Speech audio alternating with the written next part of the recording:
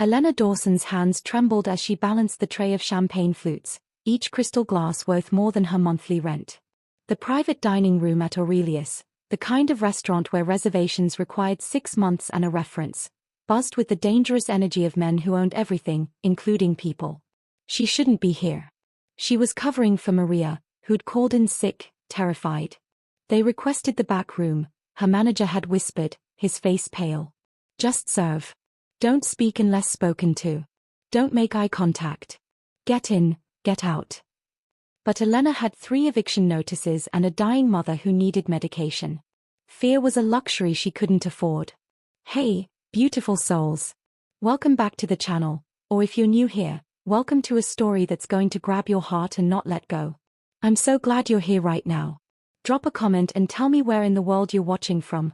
I love connecting with you all.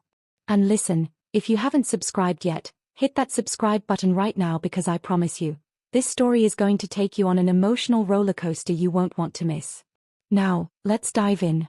The champagne wobbled as Elena pushed through the door. 12 men in black suits turned to look at her, predators assessing prey.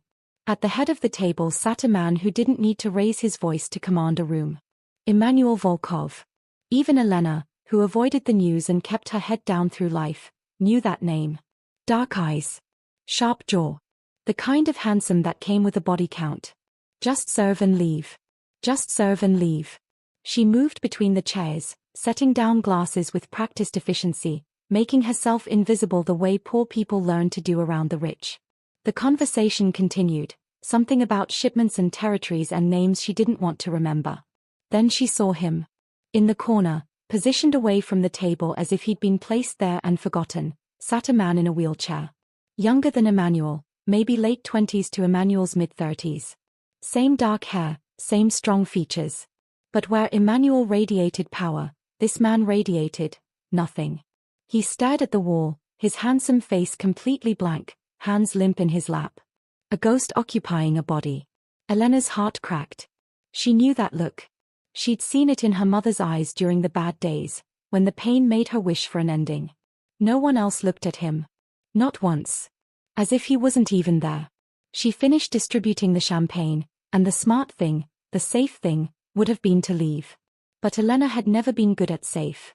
She crossed to the wheelchair. Hi, she said softly, crouching down so she was at his eye level. I'm Elena.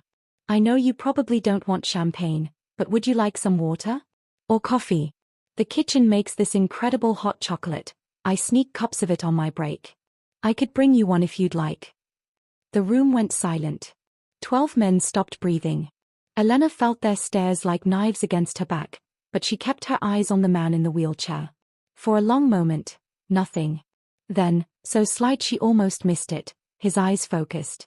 Actually focused. On her. And then, the corner of his mouth lifted. Barely a millimeter. But it was a smile. A real, genuine smile. William, a voice like granite and honey said behind her. Emmanuel Volkov had stood up. That's my brother's name. William Volkov. And that's the first time he's smiled in 8 months. Elena's blood turned to ice. She'd broken protocol. Spoken without permission. Touched something precious to a man who killed people for lesser infractions. She rose slowly, keeping her head down. I'm sorry, I didn't mean to. What's your name? Emmanuel's voice was closer now. He'd moved. She could smell his cologne, something expensive and lethal. Elena Dawson, sir. Look at me, Elena Dawson. She forced herself to meet his eyes. They were darker up close, intelligent and completely unreadable. Calculating. This was a man who played chess with human lives. How much do you make here? Per hour. The question caught her off guard. $12, sir. Plus tips. You have someone sick at home. I can tell. You have the eyes of someone carrying weight. It wasn't a question. Elena's throat tightened. My mother. Cancer. Emmanuel nodded slowly, then looked at his brother. William's eyes had gone unfocused again, but that ghost of a smile still haunted his lips. Here's what's going to happen, Emmanuel said, his tone making it clear this was not a negotiation. You're going to quit this job. Tonight. And starting tomorrow, You're going to come to my home every day. Your job is to make my brother smile like that again. Make him feel something again. I don't care how you do it. I'm not a therapist, I've hired 17 therapists. Physical therapists, psychologists, specialists from 3 countries. None of them have done what you just did in 30 seconds. He pulled out a card, pressed it into her hand. His fingers were warm, and she hated that she noticed. I'll pay you $5,000 a week. Your mother's medical bills will be covered. Completely. All of them. Elena's world tilted. $5,000 a week? Her mother's treatment covered? But nothing in life was free. Especially not from men like Emmanuel Volkov.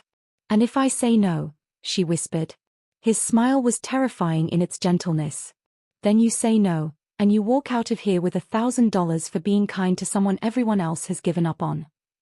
He gestured, and one of the suited men immediately produced a stack of cash. I don't force women into anything, Elena. But my brother, he's all I have that matters. And you did something in one moment that no one else has been able to do in 8 months. Elena looked at William. Really looked at him. His hands had scars, recent ones. His wrists bore faint marks that made her stomach turn. Suicide attempts. This man had been trying to die, and everyone around him had been letting him fade away. She thought of her mother. The bills. The eviction notices. The choice between medication and food. She thought of William's smile. What happened to him? She asked. Car accident. Drunk driver. Emmanuel's voice went hard. The driver is no longer a problem. But William, the doctors say he'll never walk again. He hasn't spoken since he woke up from the coma. Hasn't eaten unless forced. Hasn't shown a single emotion until you. Elena folded the card in her palm. This was insane. Dangerous. Probably the worst decision she could possibly make. I'll do it, she said. But I need one thing. Emmanuel raised an eyebrow. Bold. I like that. What? If I'm going to help him, you have to let me do it my way. No interference. No guards standing over us. No pressure. Just, let me try. For a long moment, Emmanuel studied her. Then he extended his hand. Deal. She shook it, and the moment her skin touched his, she felt the trap close around her. She just made a bargain with the devil. The only question was, which brother would be her salvation, and which would be her destruction? Elena stood outside the Volkov estate at exactly 8 a.m., her heart hammering against her ribs. The mansion loomed before her like something out of a dark fairy tale, all stone and iron gates and windows that watched like eyes.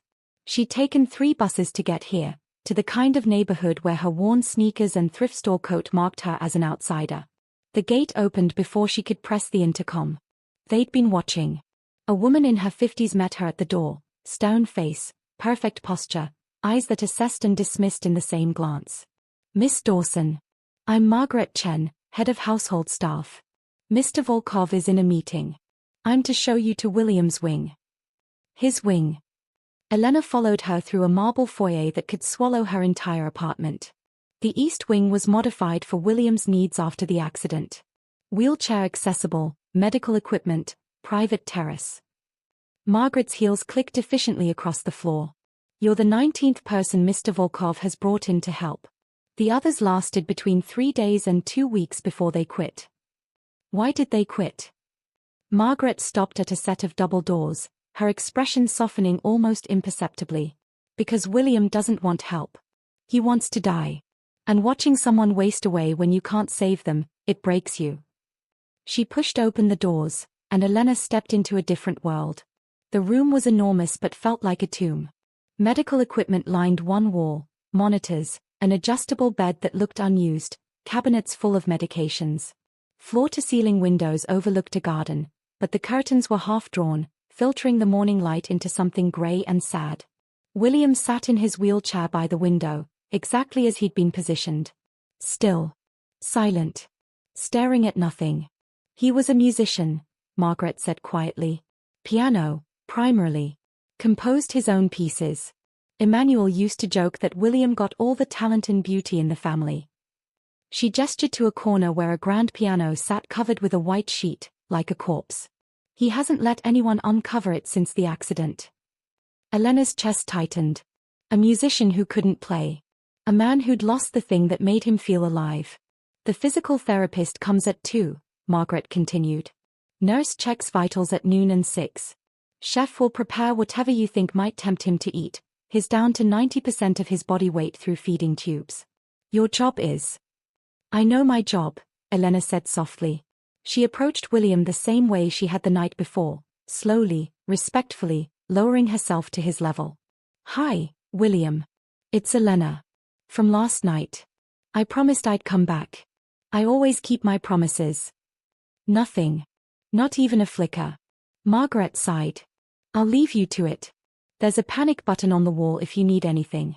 Not that he's dangerous, he just, sometimes the despair is contagious. When the door closed, Elena pulled a chair close to William and Saturday. Really Saturday. Not hovering, not performing therapy, just being present. I'm going to tell you something true, she said. I'm terrified right now. Your brother is paying me more money than I've ever seen to help you, and I have no idea what I'm doing. I'm not a therapist. I'm a waitress who barely graduated high school because I was too busy working to keep the lights on.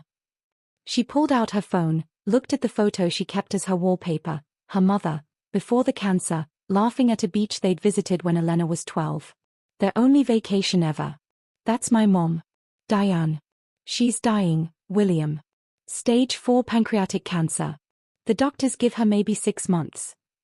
Elena's voice cracked. And I'm so angry. Angry that she worked herself to the bone her whole life and this is what she gets. Angry that I can't fix it. Angry that she keeps apologizing to me, like getting sick is somehow her fault. She wiped her eyes, surprised at her own honesty. But something about William's brokenness made her want to offer her own. Last week, she tried to comfort me. Can you imagine? She's the one dying, and she's worried about what will happen to me when she's gone. Elena laughed bitterly. I told her I'd be fine. I lied. I have no idea how to exist in a world without her. Silence. But it felt different somehow. Less empty. Your brother told me you haven't spoken since the accident. That's okay. I'm pretty good at one-sided conversations. I talk to my mom even when she's too tired to respond. So here's the deal. I'm going to show up every day. I'm going to talk to you, sit with you, maybe tell you terrible jokes. And you can ignore me, hate me, whatever you need. But I'm not going to give up on you. Deal? She stood, moved to the covered piano. Her fingers traced the sheet. Margaret told me you were a musician. I can't play anything. I'm completely tone deaf. My mom used to say I couldn't carry a tune in a bucket. She smiled at the memory. But I love music. It was the one thing we could afford. We'd play the radio and dance in our kitchen, pretending we were in a ballroom instead of a fifth-floor walk-up with peeling linoleum. Elena gently pulled the sheet off the piano. Dust motes swirled in the filtered light. The instrument was beautiful. Black lacquer, ivory keys that probably cost more than a car. She pressed one key. A single, pure note rang out. Behind her, she heard it, a sharp intake of breath. She turned. William's hands had moved, fingers curled tight against the armrests of his wheelchair. His jaw was clenched. And his eyes were focused on the piano with an expression of such raw agony that Elena immediately understood her mistake. I'm sorry, she whispered. I'm so sorry, I didn't mean to. But she stopped. Because William's chest was moving rapidly. He was breathing hard. Feeling something. Even if that something was pain, it was better than nothing. It hurts, she said softly, moving back to him. Seeing what you've lost. I get it. Every time I look at my mom's photo albums from when she was healthy, it destroys me. But you know what she told me? She said, Elena, grief means there was love. Pain means it mattered. She knelt beside his wheelchair. Your music mattered, didn't it? It was everything. For the first time, William's eyes met hers. Really met them. And the devastation she saw there nearly broke her. His mouth moved. Nothing came out. But his lips formed a single word, everything. Elena's breath caught. Did you just? The door burst open. Emmanuel strode in, still in a suit from his meeting, and the temperature of the room dropped 10 degrees. Power and danger walked with him like a second shadow. How is he? His eyes went immediately to his brother, scanning for changes with an intensity that betrayed how much he cared despite the cold exterior. "We're making progress," Elena said, standing. She was acutely aware of how close Emmanuel was, how he seemed to fill the space. Emmanuel's gaze shifted to the uncovered piano, then back to her. Something flickered in his expression, surprise, maybe, or concern. "No one's touched that since the accident." "I didn't know. I'm sorry if I overstepped." Did he react? Elena hesitated. She could feel William's eyes on her. This felt like a test. Would she report everything to Emmanuel, or would she protect the small, fragile moment they'd shared? "He's still adjusting to having me here," she said carefully. "It'll take time." Emmanuel studied her for a long moment, then nodded. "Margaret will give you whatever you need.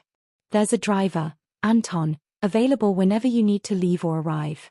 You'll work 6 days a week, 8 hours a day. Sundays off." He pulled out an envelope. "First week's pay. In advance." Elena stared at the envelope like it might bite her. "You don't have to pay me before I've actually done anything. Your mother needs medication you can't afford. Pride is expensive, Miss Dawson. Take the money." How did he know about the medication? Had he investigated her? Of course he had. Men like Emmanuel Volkov didn't hire people without knowing everything about them, down to their blood type. She took the envelope, hating how her hands trembled. "Thank you." Emmanuel moved to his brother, placed a hand on William's shoulder. The gesture was gentle, almost heartbreaking from a man who ruled through fear. "You ate nothing yesterday. Again. The doctors say if you don't start eating on your own, they'll have to reinsert the feeding tube permanently." William's expression went blank again, retreating into himself. "Maybe I could help with that," Elena offered.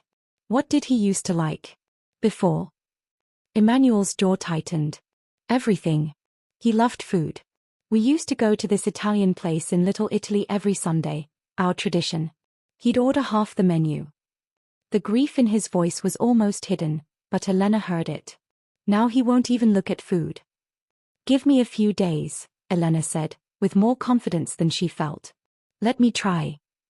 Emmanuel looked at her with those unreadable dark eyes, and Elena felt something shift in the air between them, something dangerous and electric that she absolutely could not acknowledge. 4 days, he said. "If he's not eating by then, the doctors take over." It was a challenge. A deadline. And as Emmanuel left, his presence lingering like smoke even after the door closed, Elena turned back to William and saw the faintest shake of his head. He didn't want to eat. Didn't want to heal. He wanted to fade away. "Well," Elena said, sitting back down and pulling out a deck of cards from her bag. "Too bad. Because I made a promise to show up, and I'm stubborn as hell. My mom says I got it from my dad, whoever he was. So we're going to sit here, and I'm going to teach you poker, and you're going to hate every minute of it. But at least you'll feel something." She started dealing cards onto the small table beside his wheelchair. "Fair warning, I'm a terrible poker player. You'll probably win every hand even without trying. But that's okay. We've got time." And as she explained the rules to a man who might not be listening, Elena felt the weight of what she'd agreed to settle on her shoulders. She had 4 days to bring a ghost back to life. 4 days to perform a miracle. 4 days before she failed the first person who'd counted on her in years. No pressure at all. On day 3, Elena brought her mother's old record player and a stack of vinyl she'd rescued from a pawn shop. William watched, actually watched, as she set it up on the floor near his wheelchair, her movements careful with the fragile equipment. "My mom's prized possession," Elena explained, running her fingers over the worn wood. "She bought it at a yard sale when she was 19. Said music saved her life more times than she could count." She selected a record, Chet Baker, soft and melancholic. "I thought maybe we could just listen together. No talking required." She sat on the floor beside his wheelchair as the music filled the room, and for the first time in 3 days, she felt him relax. Just slightly. His fingers stopped their constant tension against the armrests. They sat like that for an hour. Just existing in the same space, letting the music do the work words couldn't. When the record ended, William's hand moved, trembling, uncertain, toward the stack of vinyl. Elena held her breath as his fingers touched the sleeve of a Debussy collection. You want to hear this one? She whispered. The smallest nod. Barely perceptible. But definite. Elena's heart soared. She put on the record, and when Claire de Lune began to play, she saw tears slide silently down William's face. She didn't wipe them away. Didn't comment. Just moved her hand to rest gently on the armrest near his, not touching but close. Offering presence without demand. Thank you for letting me in, she said softly. His pinky finger moved. Just a fraction. Until it touched hers. Elena felt that small touch like an electric current. Not romantic, something deeper. Recognition. Two broken people acknowledging each other's pain. She was still sitting there, record playing, fingers barely touching, when the door opened. But it wasn't Emmanuel. 3 men in expensive suits entered, not the same men from the restaurant. These were different. Harder. And they looked at Elena like she was a problem to be solved. Miss Dawson, the tallest one said, his accent thick and Eastern European. You need to come with us. Now. Fear spiked through her. I'm working. Mr. Volkov hired me too. Mr. Volkov is who sent us. He gestured sharply. There's a situation. Your mother. Elena's world stopped. What? What happened? She collapsed at home. Ambulance took her to St. Catherine's Hospital. Mr. Volkov is already there. He sent us to get you. Elena was moving before she finished processing, grabbing her bag. But she stopped at William's wheelchair, squeezing his hand. I have to go. I'll come back. I promise. His fingers tightened on hers. His eyes were focused, present, and full of something that looked like concern. She ran. The hospital was chaos, ambulances, people shouting, the smell of antiseptic and fear. Elena burst through the emergency room doors and immediately saw him. Emmanuel stood in the hallway outside a room, phone to his ear, voice low and commanding. When he saw her, he ended the call immediately. Where is she? Elena gasped. Is she? She's stable. Dehydrated, malnourished. When was the last time she ate a full meal, Elena? The accusation in his voice stung. She said she wasn't hungry, she's been rationing her pain medication to make it last longer. Did you know that? Emmanuel's eyes were hard. Skipping doses so she wouldn't run out before you could afford more. The pain caused a seizure. Guilt crashed over Elena like a wave. I need to see her. In a minute. First, we talk. Emmanuel gripped her arm, not hard, but firm, and pulled her into an empty consultation room. The door closed, and suddenly they were alone, too close, the air charged with something Elena couldn't name. I'm taking over her care, Emmanuel said. Completely. I've already spoken to the oncologist. She's being transferred to a private room, and I'm bringing in a specialist from Johns Hopkins who's pioneering a new treatment. I can't let you do that, Elena said, even as hope and desperation warred in her chest. I can't be that indebted to you. You think you have a choice. His voice went soft, dangerous. You think I'm asking? Why? Elena's voice broke. Why do you care? You don't know us. We're nothing to you. Emmanuel stepped closer, and Elena's back hit the wall. He wasn't touching her, but she could feel the heat of him, the intensity that rolled off him in waves. You want the truth, Elena? His eyes searched hers. For 8 months, I've watched my brother disappear. I've sat by his bed and begged him to fight, to eat, to speak. I've thrown money at the problem, the best doctors, the best equipment, everything. Nothing worked. And then you, a waitress I met by chance, walk into his room and in 3 days you've done what 17 professionals couldn't. He touched your hand today. Margaret called me. He reached out to you. Elena's breath caught. She hadn't realized they'd been watching. So yes, Emmanuel continued, his voice dropping to almost a whisper, I'm going to save your mother. Because you're saving my brother. Because if you're destroyed by grief, you can't help him. And because... He stopped. Whatever he was about to say died on his lips. Because what? Elena whispered. For a moment, Emmanuel's mask slipped. She saw something raw and human beneath the dangerous exterior. Loneliness. Bone-deep exhaustion. The weight of being a man everyone feared and no one truly knew. Because you make me believe in miracles, he said finally. And I haven't believed in anything good in a very long time. The moment stretched between them, fragile and dangerous. Elena felt the pull, the terrible, complicated attraction to a man who lived in darkness but was trying to pull his brother into light. Then Emmanuel's phone buzzed. The mask slammed back into place. He stepped away, checked the screen, and his expression went cold. Stay with your mother tonight. Anton will bring you home and back here in the morning. I'll have everything arranged by then. He moved to the door, then paused. Elena, you need to know something. What? The accident that paralyzed William. It wasn't random. Emmanuel's jaw clenched. It was meant for me. Someone tampered with my car. William borrowed it that night to go to a recording session. He's paralyzed because of enemies trying to kill me. The revelation hit Elena like a physical blow. Does he know? No. And he can never find out. The guilt would destroy what's left of him. Emmanuel's eyes were haunted. I visit him every day and smile and pretend. But the truth is, I killed my brother. Maybe not with my hands, but... Stop. Elena surprised herself with the firmness in her voice. You didn't do this. Whoever tampered with that car did. And they're still out there, Emmanuel said quietly. Which means everyone close to me is in danger. Including you now. Before Elena could process that terrifying statement, he was gone. She stood in the empty room, her world fundamentally changed. She'd thought this was a simple job, help a broken man, save her mother. But she'd stumbled into something darker. A world of violence and revenge, of brothers bound by love and guilt, of danger lurking in every shadow. And at the center of it all, two men who were going to break her heart in completely different ways. Elena took a shaky breath and went to her mother's room. Diane was sleeping, and 4 in her arm, monitors beeping softly. She looked small and fragile in the hospital bed.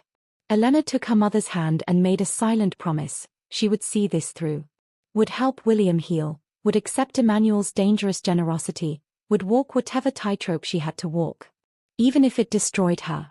Because some people were worth saving, even if you couldn't save yourself. Day 4 arrived with pressure like a vice around Elena's chest. The deadline. William had to eat today, or the doctors would take over. Her mother was stable, moved to a private room that looked more like a hotel suite than a hospital. The specialist from Johns Hopkins had already started a new treatment protocol.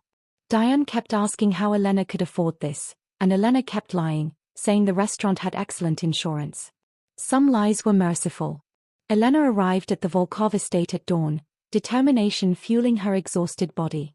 She'd stopped at a small bakery on the way, the kind of neighborhood place where bread was made with love, not precision. Margaret met her at the door, concern etched in her usually stoic face. He had a bad night. Nightmares. The nurse had to sedate him at 3 a.m. Elena's heart clenched. What kind of nightmares? The accident. He dreams he's trapped in the car, over and over. Screaming for help that doesn't come. Margaret's voice softened. He's not been the same since you left yesterday. Kept looking at the door. Waiting. Something warm and painful bloomed in Elena's chest.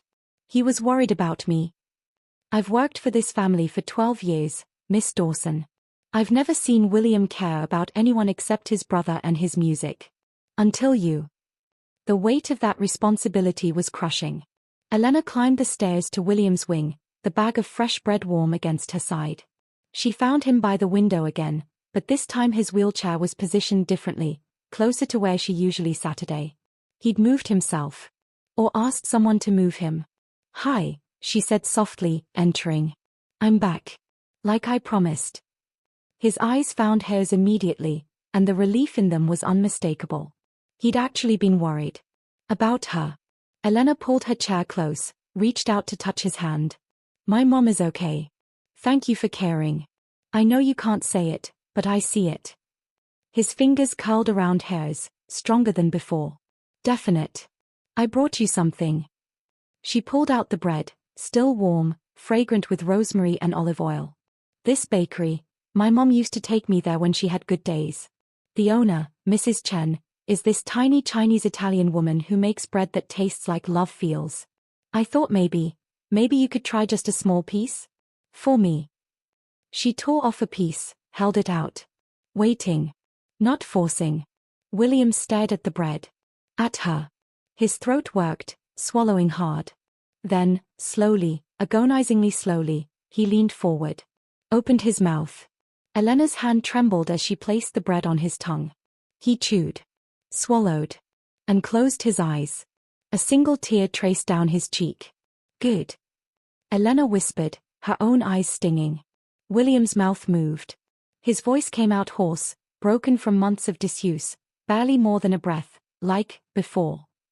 Elena's heart stopped. He'd spoken. Actual words.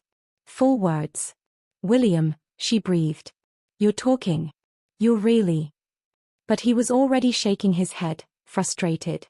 His hand went to his throat, touched it like it was foreign. His lips moved again, fighting to form words. Hurts. Everything hurts. I know, Elena said, squeezing his hand. But you're doing it. You're here. You're fighting. Why? The word came out jagged, raw. Why, fight?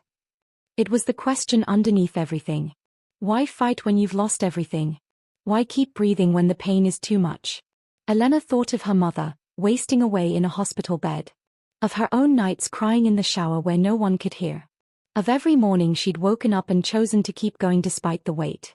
Because the people who love us need us to try, she said. Because sometimes we don't fight for ourselves, we fight for them.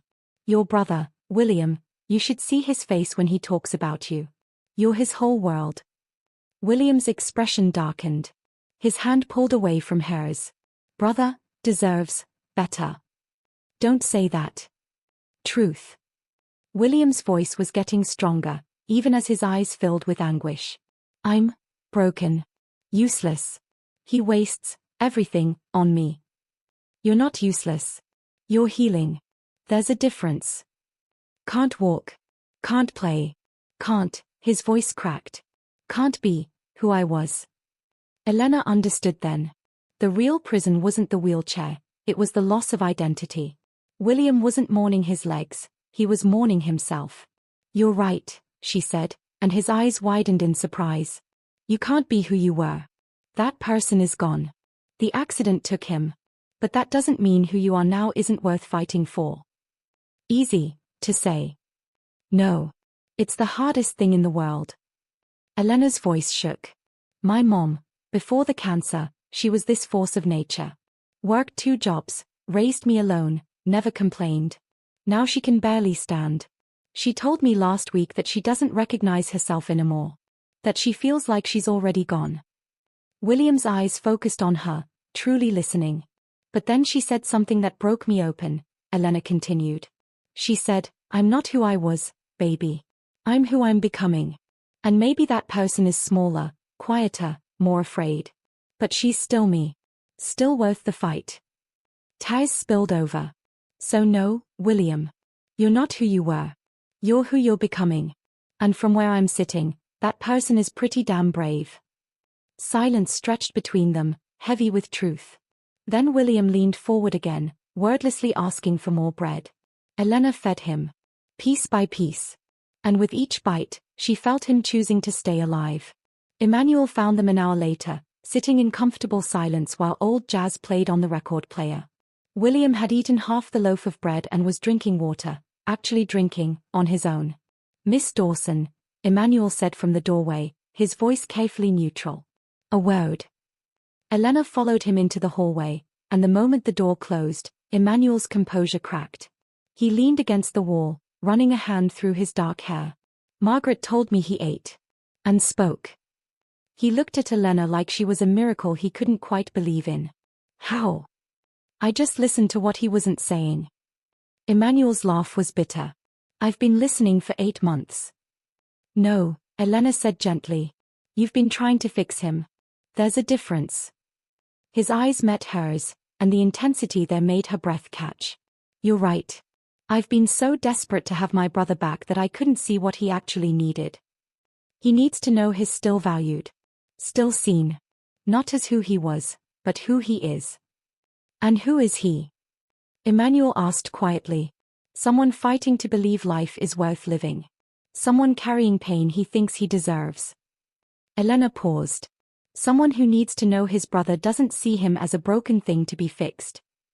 Emmanuel flinched like she'd struck him. I don't. You love him. I know that. But love can be suffocating when it comes with expectations. Elena thought of her own mother's apologies, her constant worry about being a burden. He needs permission to be broken for a while. To heal on his own timeline. Emmanuel was quiet for a long moment. Then, you're remarkably wise for someone so young. I'm 24 and I've been surviving since I was 14. Wisdom comes with the territory. Your father. Never knew him. Mom said he was a musician passing through. Left before he knew she was pregnant. Elena shrugged like it didn't matter, though they both knew it did. What about your parents? Emmanuel's expression went cold. Dead. My father built an empire and made enemies. When I was 16 and William was 9, someone decided to send a message. Car bomb. We were supposed to be in that car too, but William had a piano recital. We stayed behind. Elena's heart constricted. Emmanuel. William was so young. I had to grow up fast. Had to become hard enough to protect us, to take over what my father built, to make sure no one ever hurt us again. His jaw clenched. And then William gets hurt anyway. Despite everything I did. All the blood on my hands, all the darkness I waded through, and I still couldn't protect him. Without thinking, Elena reached out, placed her hand on his arm. You can't protect people from everything. The world doesn't work that way. Emmanuel looked down at her hand on his arm, and something shifted in his expression. When he looked back up, his eyes were different, vulnerable in a way that terrified her. You make me want to be different, he said quietly. Better. Every time I see you with William, see how you offer kindness without agenda, gentleness without weakness, it reminds me there are good people in the world. People worth protecting. Emmanuel. I know what I am, Elena. I know the things I've done. The people I've hurt to build this empire, to keep us safe. I stopped being a good man a long time ago. He stepped closer, and Elena's pulse quickened. But when I'm near you, I remember what good feels like. And it's dangerous. Because men like me don't get to have good things. The air between them was electric, charged with something Elena knew she should run from. This wasn't simple attraction. This was a cliff edge, a point of no return. I should go check on William, she whispered, but she didn't move. Elena. Emmanuel's hand came up, almost touching her face, then dropped. If you're smart, you'll take your mother and disappear. Cash out, run far away from this family. From me. Is that what you want? What I want and what's right are two very different things. You didn't answer the question. Emmanuel's eyes darkened. What I want is... Boss. A sharp voice cut through the moment. One of Emmanuel's men appeared at the end of the hallway. We have a problem. The Kozlov situation. They are making a move. Emmanuel's entire demeanor changed, softness replaced by steel. I'll be right there. He looked back at Elena. Go home early today. Take the rest of the day with your mother. Anton will drive you. What's happening? Nothing for you to worry about. But his eyes said differently. Just, be careful. Don't go anywhere alone. Stay in public places. Fear spiked through her. Emmanuel, what aren't you telling me? That the world I live in has rules you don't understand. And breaking those rules has consequences. He was already moving away. Anton. Now.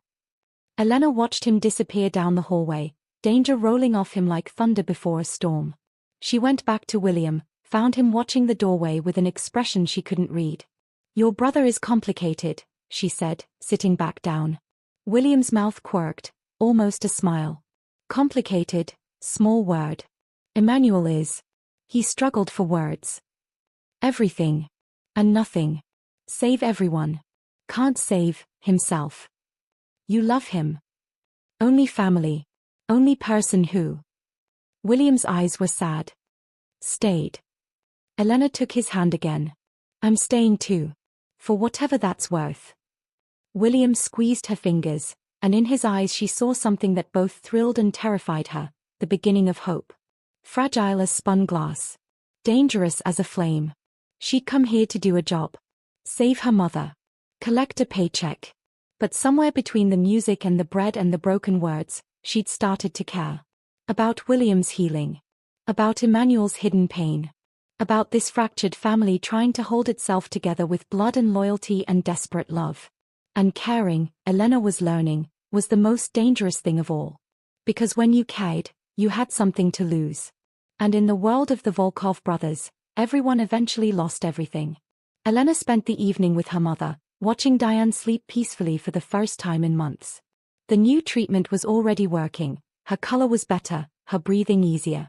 Hope felt dangerous, but Elena let herself feel it anyway. She was dozing in the chair beside the hospital bed when her phone buzzed. A text from an unknown number. You need to see something. Come to the East Garden. Alone. W. William. He was texting her. Her heart leaped, another milestone. But why the secrecy? Why alone? Elena glanced at her sleeping mother, then slipped out. Anton was in the hallway, Emmanuel's ever-present shadow. I need to go back to the estate, Elena said. Anton nodded, silent as always, and within 20 minutes they were pulling through the iron gates. The mansion was lit from within, glowing against the night sky like a dark jewel. Wait here, Elena told Anton, following William's instructions. The East Garden was behind William's wing, a sprawling space of manicured hedges and stone pathways lit by soft solar lights. Elena found William there, in his wheelchair, positioned by a fountain. Alone. No nurses. No guards. William. Elena approached carefully. How did you get out here by yourself? Learn to move better. When no one watches. His voice was still halting, but stronger each time he spoke. Needed to talk. Away from cameras. Cameras. William gestured at the mansion. Everywhere. Emmanuel watches. Protects. Controls. There was something bitter in his tone. Always watching. Elena sat on the fountain's edge beside him. What did you want to show me? William pulled out a phone, not his own, judging by how he handled it. Found this. Margaret's phone. She left it, when helping me. His fingers moved across the screen, then he turned it to Elena. Look. It was a text thread. Between Margaret and someone named Alexei. Elena's blood went cold as she read. The girl is getting too close. William is responding to her. This complicates things. Does Emmanuel suspect? No. He's too focused on protecting them. Doesn't see what's right in front of him. Good. Continue monitoring. When the time is right, we move. Elena's hands trembled. William, what is this? What does it mean? Margaret works for someone else. Not Emmanuel. William's face was grim. I've been pretending to be more broken than I am. Because I heard things. Saw things.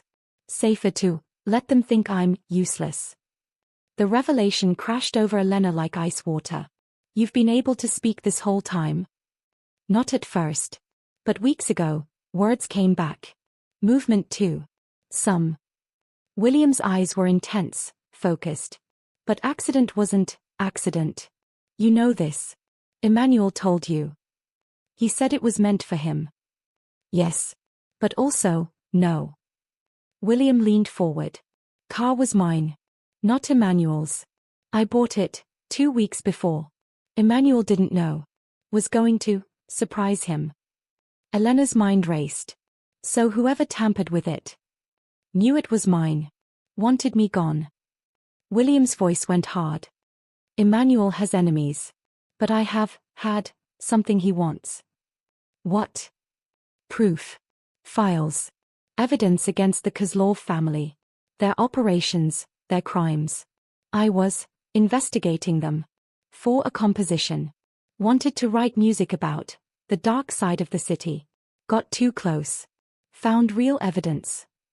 Elena stood, pacing. Does Emmanuel know you have this? No. Didn't want to pull him into it. He's done so much. Sacrificed so much. Wanted to handle it myself. William's laugh was bitter. Stupid. They tried to kill me. Made it look like meant for Emmanuel. He'd never suspect truth. Where are the files now? Hidden. Safe. But Margaret. William gestured to the phone. She's looking for them. That's why she stayed. Why she's been watching. Kozlov family sent her. Terror spiked through Elena. William, we have to tell Emmanuel. Right now. No. William grabbed her hand. Elena, you don't understand. Emmanuel will go to war. Will burn down everything. Everyone. The violence will. He struggled for words. Will destroy him. What's left of his soul. His barely holding on. This will push him over. But if we don't tell him, you're in danger. I'm in danger. I know. William's eyes met hers, and she saw the full weight of what he'd been carrying alone. Why I've been pretending. Keep them thinking I'm broken. Don't know anything. Can't do anything. Safe that way. Elena's heart broke for him.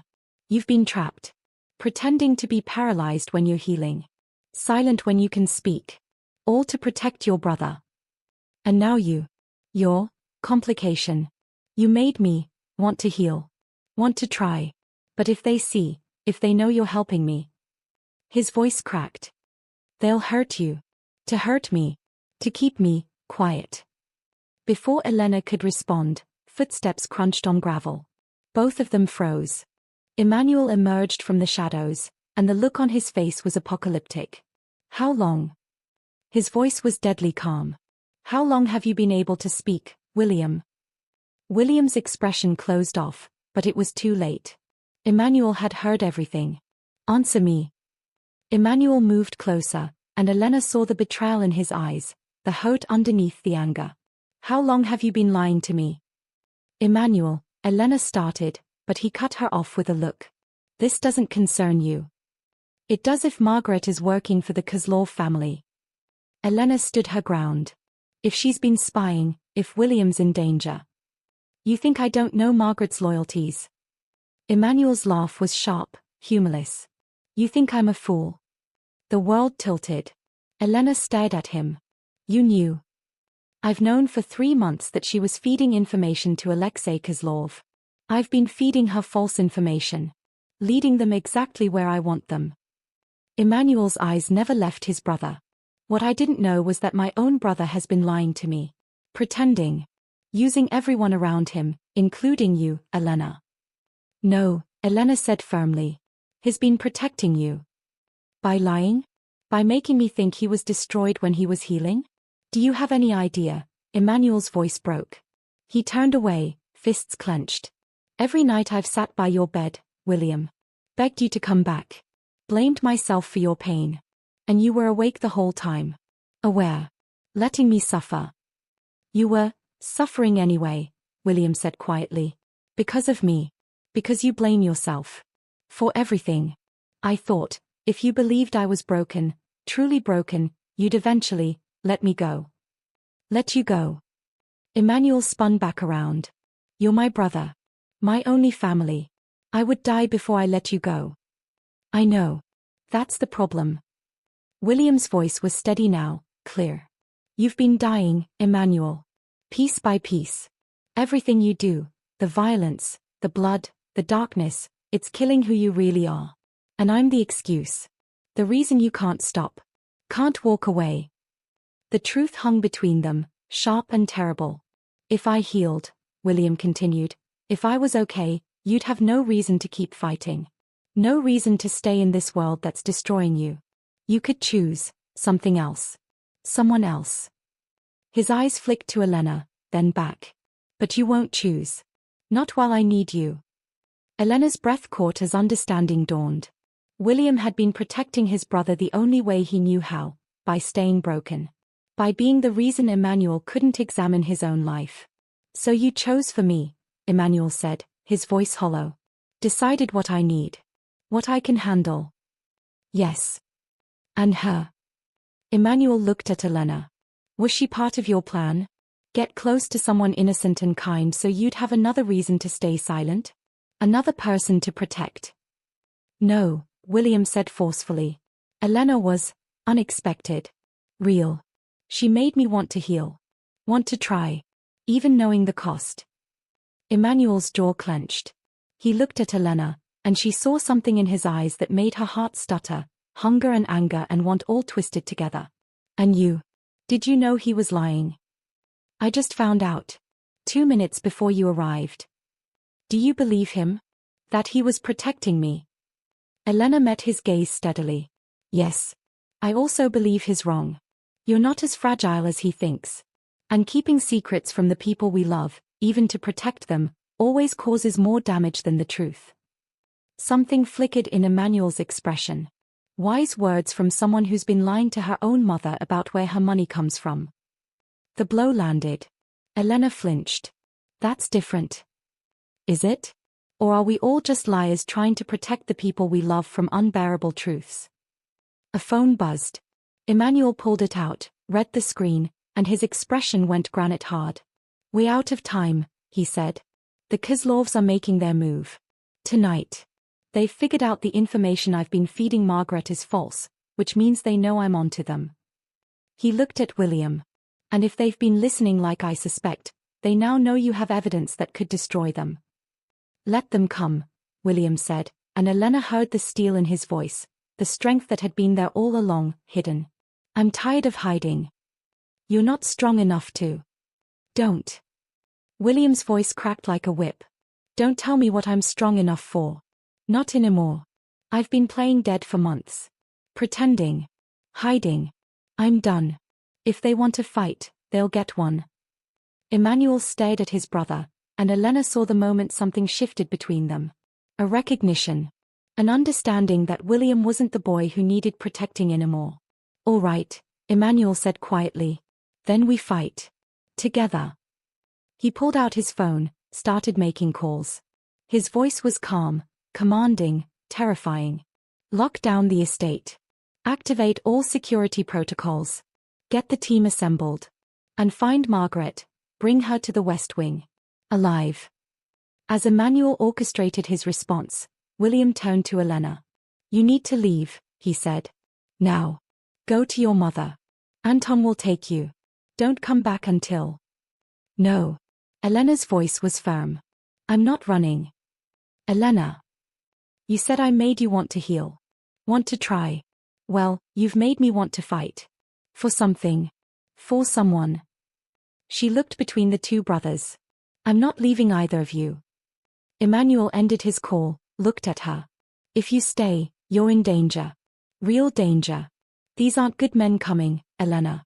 They are killers. Then I'm in danger whether I stay or go. They know who I am. Where my mother is. Fear threaded through her, but she stood firm. At least here, I'm with people who can protect me. And people I want to protect. Emmanuel's eyes darkened. He crossed to her in 3 strides, and suddenly his hands were on her shoulders, his face inches from hers. You don't know what you're saying. What you're choosing. I know exactly what I'm choosing. Elena's heart hammered. I'm choosing not to run. Not to hide. I'm choosing to stand with you. Both of you. The air crackled between them. Emmanuel's hands tightened on her shoulders, and for a moment Elena thought he might kiss her. Wanted him to kiss her, despite everything, despite the insanity of it. But then William's voice cut through. They're here. In the distance, the sound of engines. Multiple vehicles. Coming fast. Emmanuel's expression went cold and deadly. He released Elena, pulled a gun from inside his jacket. Stay behind me. Both of you. And Elena, whatever happens next, whatever you see me do, remember that I warned you. As the first gunshots shattered the night, Elena realized the truth. She'd fallen into something far more dangerous than a job. She'd fallen into a war. And worse, she'd fallen for both brothers, in completely different ways. One who made her want to heal. And one who made her want to burn. Emmanuel moved like violence incarnate, efficient, brutal, terrifying. He fired 3 shots before Elena could blink, and 3 men dropped in the garden. William grabbed Elena's arm, pulled her behind a stone column as bullets tore through the air where she'd been standing. Stay down. William shouted, and Elena realized with shock that he was standing. Actually standing, gripping the column for support, but on his feet. The wheelchair sat empty. You can walk, she breathed. Not well. Not far. But enough. His eyes were fierce. Elena, when I tell you to run, you run. Understand? More gunshots. Emmanuel was a shadow in the darkness, moving between cover with deadly precision. His men poured from the mansion, a small army Elena hadn't known existed. The Kozlov forces were larger, spreading across the grounds like locusts. West entrance. Emmanuel's voice cut through the gunfire. Get them inside. Two of Emmanuel's men grabbed Elena. She fought, reaching for William. No. I won't leave him. Go. William pushed her toward them, stumbled. His legs weren't strong enough yet. He went down hard, and Elena screamed. Then Margaret was there. The older woman moved faster than seemed possible, a gun appearing in her hand. She pressed it to William's head as Emmanuel's men dragged Elena away. Stop. Margaret's voice rang out. Everyone stop, or I paint the garden with his brain. Everything froze. Emmanuel turned, and the expression on his face was murder distilled into human form.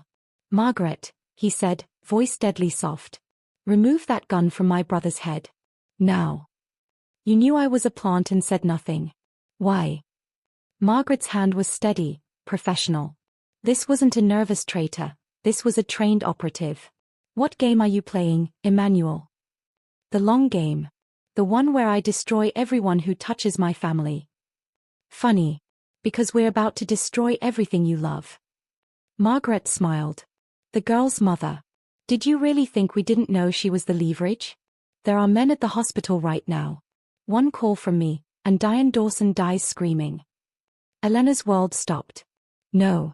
No, please. Let Elena go, Emmanuel said. Let her get to the hospital. This is between us. Wrong. This is about the files William stole. Hand them over, or the mother dies. Then Elena. Then William. Then we burn everything you've built to ash. William laughed. The sound was broken, bitter. Files are gone. Sent to the FBI weeks ago. You already lost. Margaret's expression flickered, doubt, then rage. Liar. Check your precious Kozlov empire in about. William glanced at an expensive watch on his wrist. 3 minutes. Federal raids. 12 locations. Simultaneous. I might be broken, Margaret, but I'm not stupid. The gunfire started again. Margaret pulled the trigger. Elena screamed. But Emmanuel was faster. He tackled his brother, and the bullet meant for William's head buried itself in Emmanuel's shoulder instead. Blood bloomed dark against his white shirt. Chaos erupted. Emmanuel's men swarmed Margaret. The Kozlov forces retreated, sirens wailing in the distance, federal vehicles approaching. They'd lost, and they knew it. But in the confusion, someone grabbed Elena from behind. A hand clamped over her mouth, a gun pressed to her spine. Move and I kill you, a voice hissed in Russian-accented English. Elena was dragged backward, away from the fight, toward a black SUV idling at the garden's edge. She tried to scream, to fight, but the man was too strong. Elena. William's voice, desperate. But he couldn't walk well enough to chase. Couldn't save her. Emmanuel was on the ground, bleeding, his men surrounding him. He looked up, saw her being taken, and their eyes met across the garden. No. Emmanuel roared, trying to stand. Elena. But she was already being thrown into the SUV. The door slammed. The vehicle accelerated. Through the back window, Elena saw Emmanuel on his knees in his own blood. William collapsed beside him, both of them reaching for her as she disappeared into the night. The last thing she heard was Emmanuel's voice, raw with anguish, screaming her name. Elena woke in darkness. Her head throbbed, they'd drugged her. She was in a basement, concrete and cold, zip-tied to a chair. Alone. No. Not alone. A figure stepped from the shadows. Tall, broad-shouldered, with eyes like frozen lakes. Alexei Kozlov. She recognized him from news photos, Emmanuel's biggest rival. Elena Dawson, he said, his English perfect. The waitress who brought a dead man back to life. Impressive. Where's my mother? Safe. For now. Whether she stays that way depends entirely on you. He circled her like a shark. Emmanuel Volkov cares about 3 things: his brother, his empire, and, apparently, you. The brother is useless leverage. Emmanuel would let him die before surrendering. But you. He smiled. You're new. Raw. He hasn't built walls around you yet. He won't trade anything for me. I'm nobody to him. Liar. I saw his face when you were taken. That was a man watching his heart get ripped out. Alexei crouched in front of her. Here's what's going to happen. You're going to call Emmanuel. Tell him you're alive. Tell him if he wants to see you again, he brings me the real files, because we both know William was bluffing about the FBI. Then Emmanuel comes alone. Unarmed. And I kill him in front of you before I kill you too. Why would I help you murder him? Because if you don't, I start sending your mother back to you in pieces. Elena's blood turned to ice. You're a monster. I'm a businessman. Emmanuel destroyed my operation, killed my men, humiliated me. This is justice. He handed her a phone. Call him. Now. Elena's hands shook as she took the phone. She could refuse. Could accept death for herself and her mother. But then Emmanuel and William would blame themselves forever. Would be destroyed by guilt. Or she could make the call. Lure Emmanuel to his death. Save no one.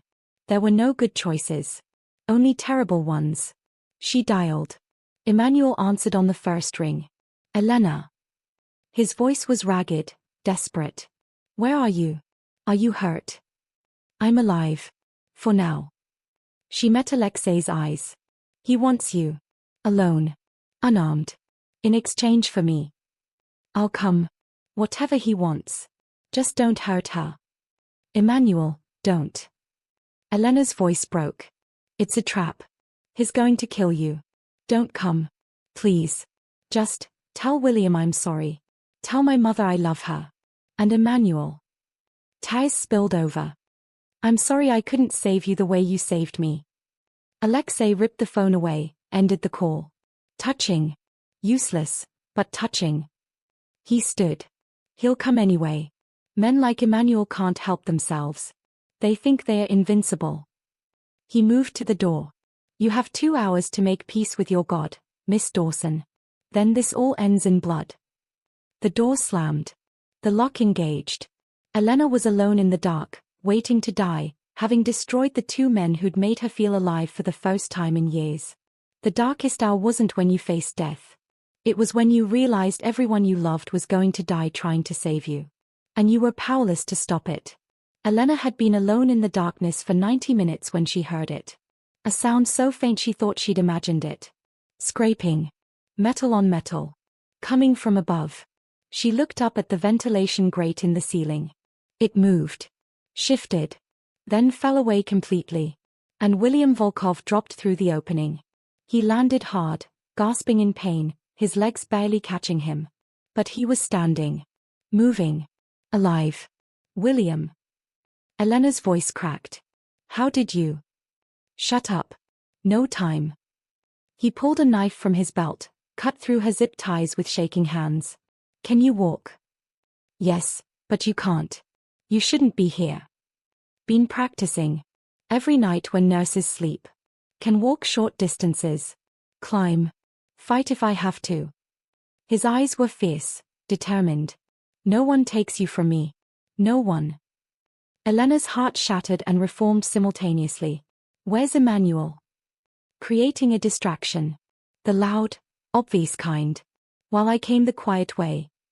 William gripped her arm, steadying himself. He wanted to come himself. I convinced him I could do this. That I needed to do this. You're insane. You could barely stand 3 hours ago. Adrenaline is a hell of a drug. William's smile was grim. Also, I've been lying about my progress for weeks. Not completely healed, but functional. Enough. They moved to the door. William pulled out a gun, handled it with the confidence of someone trained, and Elena realized how little she actually knew about these brothers. About their past, their skills, their capacity for violence. There are 2 guards outside, William whispered. When I open this door, run left. Down the hallway. 3rd door on the right is a stairwell. Go up, not down. Roof access. Emmanuel's men are waiting. What about you? I'll be right behind you. William. Elena. He turned to her, and in his eyes she saw everything. The man he'd been, the man he was becoming, and the man he was choosing to be in this moment. You gave me a reason to fight. To heal. To be brave when I wanted to give up. Let me return the favor. Before she could respond, he kissed her. Quick, fierce, desperate. A kiss that tasted like courage and goodbye. Then he kicked open the door. Everything happened in flashes. William fired twice, both guards dropped. Elena ran, her heart in her throat, legs pumping. Behind her, more gunshots. Shouting. William's voice, strong and commanding, buying her time. She hit the stairwell, started climbing. Up. Up. Legs burning. Lungs screaming. Behind her, an explosion rocked the building. Emmanuel's distraction. Elena bounced onto the roof. Emmanuel's men were there. Anton grabbed her, pulled her toward a helicopter. Its blades were already spinning, ready for extraction. Wait. Elena fought. William. He's still down there. Boss's orders. Get you out first. No. I won't leave him. Then Emmanuel was there, materializing from the chaos like an avenging angel. His shoulder was bandaged, blood seeping through. His face was carved from stone and fury. Where is my brother? He demanded. Inside. He saved me, but his. Emmanuel's expression went apocalyptic. He turned to his men. Get her out. Now. Emmanuel, you can't go back in there. He looked at her, and the emotion in his eyes stole her breath. He's my brother, Elena. My responsibility. My family. I don't leave family behind. Then I'm coming with you. Because somewhere between the music and the healing and the absolute insanity of this life, you both became my family too. For a heartbeat, Emmanuel stared at her. Then he grabbed her face and kissed her, hard, possessive, nothing like William's kiss. This was claiming. Demanding. A promise and a threat all at once. Stay alive, he growled against her lips. Because when this is over, we're going to have a very long conversation about what you mean to me. Then he was gone, running back into the burning building. Elena stood on the roof, torn between two brothers, both of whom were willing to die for her. For each other. For something that mattered more than survival. Love. Messy and complicated and completely insane. But real. So achingly real. Anton pulled her toward the helicopter. Miss, we have to go. Please. Not without them. Both of them. Miss. A figure emerged from the stairwell. William, supporting Emmanuel, who was now unconscious. William's face was streaked with soot and blood, his legs shaking with effort, but he was moving. Help me. William shouted over the helicopter blades. Elena and Anton ran to them, took Emmanuel's weight. Together, they carried him to the helicopter. As they lifted off, the building below erupted in flames. Alexei's stronghold, destroyed. His men scattered or captured. The Kozlov Empire, crumbling. William collapsed next to his brother, chest heaving. Elena knelt between them, one hand on each, tears streaming. You're both completely insane, she said. William laughed, a real laugh, full and genuine. Learned from the best. Emmanuel's eyes fluttered open. He looked at his brother. At Elena. And smiled. We won. We survived, William corrected. There's a difference. No. Emmanuel's hand found Elena's. We won. Because for the first time in 8 months, I have everything that matters. My brother. And, his eyes locked on Elena. And someone who makes me want to be the man I was before the darkness. Elena squeezed both their hands, her heart full and breaking simultaneously. Because the war was over. But the hardest battle was just beginning. The battle of figuring out how to love two men who'd saved her in completely different ways. And how to choose between them without destroying them all. 3 days later, Elena sat in her mother's hospital room, the real one, not the luxury suite Emmanuel had arranged. Diane was awake, lucid, and the scan results were miraculous. The experimental treatment was working. Not a cure, but remission. Time. Precious, beautiful time. You're going to tell me the truth now, Diane said, her voice weak but firm. About where the money came from. About the men who've been guarding this hospital room. About why my daughter looks like she's been through a war. Elena took her mother's hand and told her everything. When she finished, Diane was quiet for a long moment. Then, you love them. Both of them. I don't know what I feel. It's all so complicated, Anne. Elena Marie Dawson. Diane squeezed her hand. I didn't raise you to lie to yourself. You love them. The question is, which kind of love, and what are you going to do about it? Before Elena could answer, the door opened. William entered, walking with a cane but steady. Behind him, Emmanuel, his arm in a sling but otherwise recovered. Both brothers froze when they saw each other. They'd been avoiding this conversation, Elena knew. Both recovering separately, both giving her space. But there was no more space left. No more time to hide. Mrs. Dawson, Emmanuel said respectfully. You're looking well. Thanks to you, Mr. Volkov. Both of you. Diane's eyes were sharp, assessing. Elena told me everything. About the danger. The sacrifices. What you've both done for her. We'd do it again, William said simply. Without hesitation. I know. Diane looked at Elena. Baby, I need to rest. And you three need to talk. Really talk. She pressed Elena's hand. Remember what I told you about your father? The musician. Elena nodded, confused by the change in subject. I lied. I knew exactly who he was. And I chose not to tell him about you because I knew his life, his world, would consume us both. I chose safety over love. Diane's eyes filled with tears. I've regretted that choice every day since. Don't make the same mistake. Don't choose safety when your heart is screaming something else. The brothers waited in the hallway while Elena kissed her mother's forehead, promised to return. When she stepped out, both men looked at her with identical expressions of longing and fear. Walk with me, Elena said. They went to the hospital's rooftop garden, a small oasis of green in the urban landscape. Evening was falling, painting the sky in shades of amber and rose. I owe you both the truth, Elena began, her voice steady despite her racing heart. These past weeks, you've both changed my life. Saved my life. In completely different ways. Elena, Emmanuel started, but she held up a hand. Please. Let me finish. She turned to William first. You taught me that healing isn't linear. That broken doesn't mean worthless. That sometimes the bravest thing we can do is ask for help. You trusted me with your pain, and that changed something fundamental in me. You made me believe in miracles again. William's eyes shimmered. You did the same for me.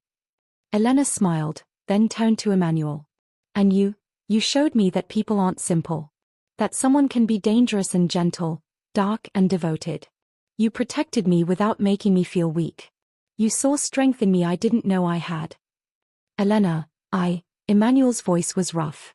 I need you to know that what I feel for you isn't gratitude or obligation. It's. I know. She stepped closer to him. I feel it too. That pull. That impossible, complicated, terrifying pull. The air between them crackled. William watched, his expression unreadable. But, Elena continued, and Emmanuel's jaw tightened, I also know that what I feel for William is equally real. Equally important. Just, different. She looked between them, these two men who'd become her whole world. So I'm not going to choose. Not the way you think I should. What does that mean? William asked quietly. It means I'm going to tell you both the truth, and then you get to choose what you can live with. Elena took a breath. William, I love you. You're my best friend, my mirror, the person who understands my scars because you have matching ones. What I feel for you is deep and true and essential to who I'm becoming. William's hand found hers, squeezed. But Emmanuel. She turned to him, saw the storm in his dark eyes. What I feel for you is different. It's fire and lightning. It's wanting and needing and the kind of love that rewrites your entire world. It's romantic and consuming and terrifying. Emmanuel's breath caught. Elena. Let me finish. Her voice shook. I'm in love with you, Emmanuel. The complicated, messy, all-in kind of love. But I also can't imagine my life without William in it. Not as a consolation prize or a backup plan, but as family. As someone essential. She looked between them. So here's my truth. I want both of you in my life. Emmanuel as my partner. William as my chosen family. But I understand if that's not enough. If you need me to choose completely, to cut one of you out. No. William's voice was firm. He looked at his brother. Emmanuel and I have been each other's whole world for too long. It's made us intense. Insular. Maybe it's time we learned how to be a different kind of family. William, Emmanuel's voice was strained. I mean it. William stepped closer to his brother. I love her, Emmanuel. But not the way you do. What Elena and I have, it's healing. It's profound. But it's not romance. And I'm okay with that. More than okay. He smiled. I get to keep you both. Get to watch my brother finally choose happiness. Get to have a friend who sees me as I am, not who I was. That's not settling. That's winning. Emmanuel looked at Elena, and she saw the war in his eyes. The fear of not being enough, of his darkness consuming her, of failing her the way he thought he'd failed William. I don't deserve you, he said roughly. Either of you. The things I've done. Stop. Elena crossed to him, placed her hand on his chest, felt his heart racing. I know who you are. What you've done. The darkness you carry. And I'm choosing you anyway. Not despite it, but including it. All of you. I'll never be normal. Never be safe. I don't want normal. I want real. I want you. She rose on her toes, brought her lips close to his. The question is, do you want me? Complicated family dynamics and all. Emmanuel's control shattered. He pulled her against him, kissed her like she was oxygen and he was drowning. It was desperate and claiming and full of every emotion he'd been holding back. When they broke apart, both breathing hard, William was smiling. About damn time, he said. I was starting to think I'd have to lock you two in a room. Emmanuel laughed, a real, genuine laugh that transformed his entire face. He pulled his brother into an embrace, careful of both their injuries. You're sure about this? Really sure? I'm sure that I love you both. That Elena is the best thing that's happened to either of us. And that we've all earned a little happiness. William pulled back.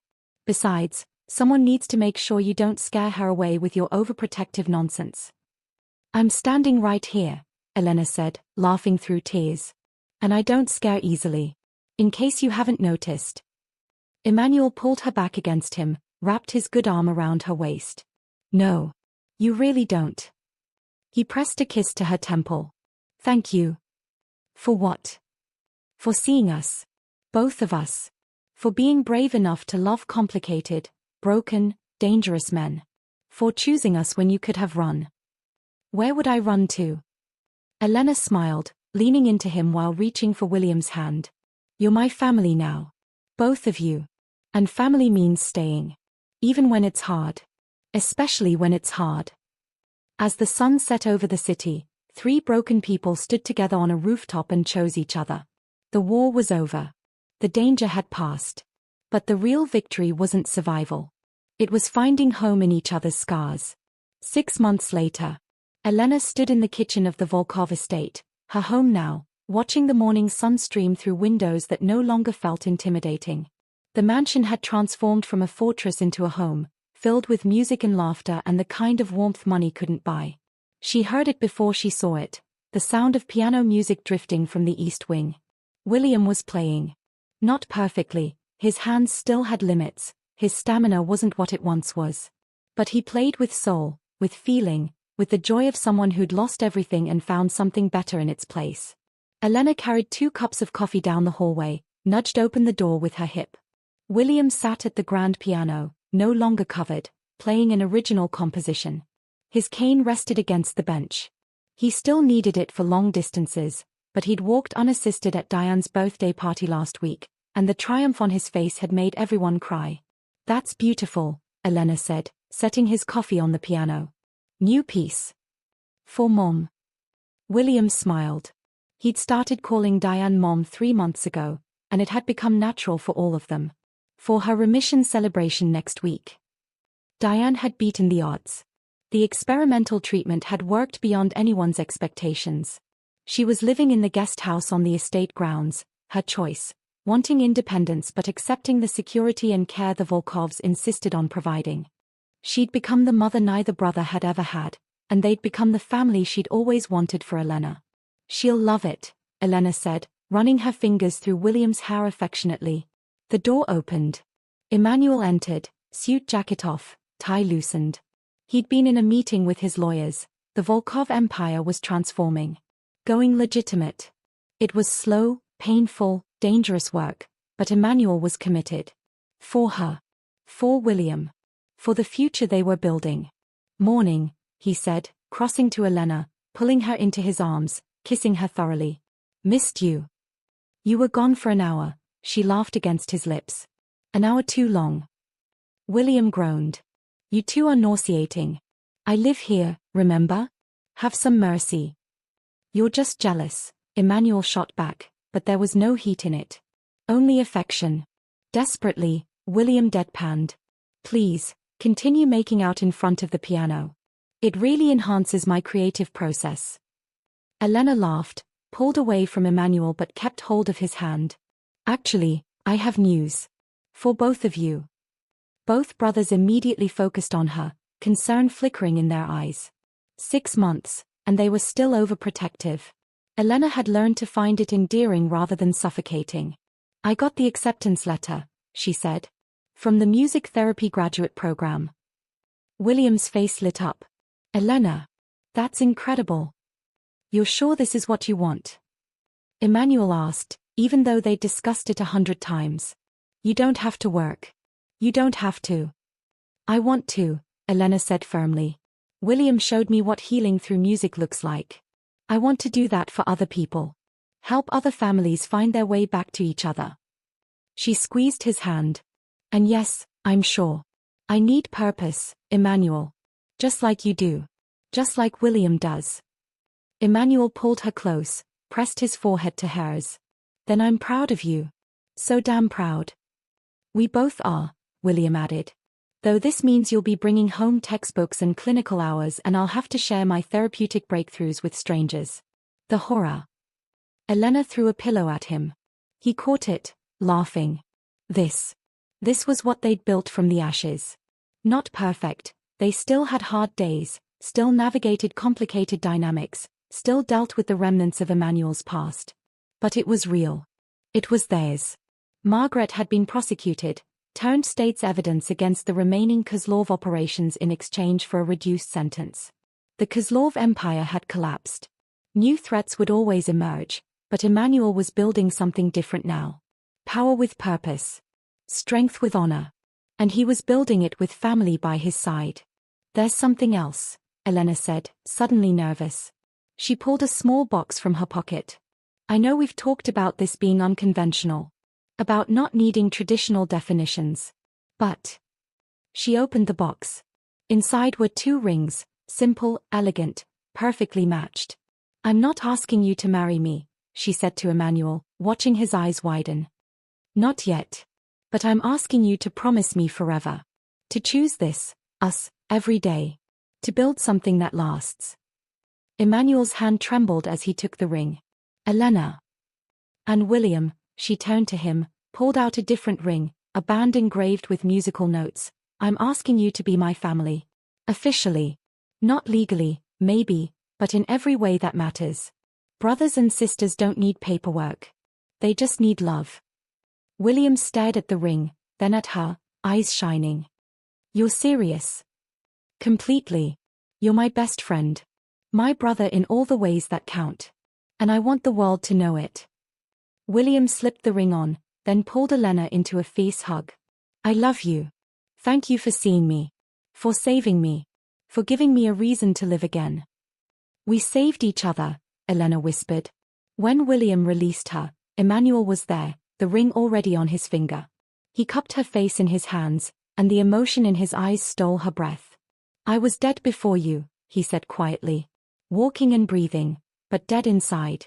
You brought me back to life. Showed me I could be more than the violence. More than the darkness. You made me want to be worthy of you. You already are." "No. But I'm trying. Every day, I'm trying." He kissed her softly. "Forever, Elena. I choose you forever. In this life and whatever comes next. As they held each other, William began playing again, a melody that was hopeful and bittersweet and full of new beginnings. The music filled the room, filled the mansion, filled the spaces in all their hearts that had been empty for so long. Outside, Diane walked through the garden with Anton, who'd become her unlikely companion, the stoic bodyguard and the fierce mother, both finding friendship in unexpected places. Inside, a family that had been built from broken pieces, from impossible choices, from love that defied every rule, stood together. Not perfect. Not traditional. Not even entirely safe. But real. Healing. And finally, beautifully, whole. We have come to the end of the story. Thank you so much for watching to the end. If this story moved you and you felt the emotion, please let me know in the comments below. Also like, subscribe and hit the notification bell so you won't miss any stories like this.